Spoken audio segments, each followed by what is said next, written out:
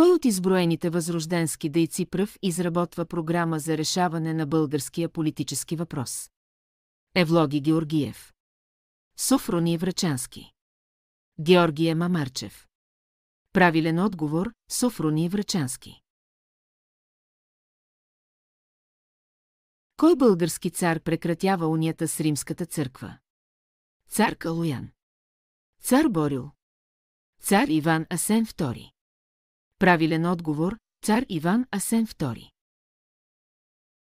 На героизма на българите в коя война е посветена стихосбирката «Сливница» на Иван Вазов? Руско-турската война. Междусъюзническата война. Сръбско-българската война.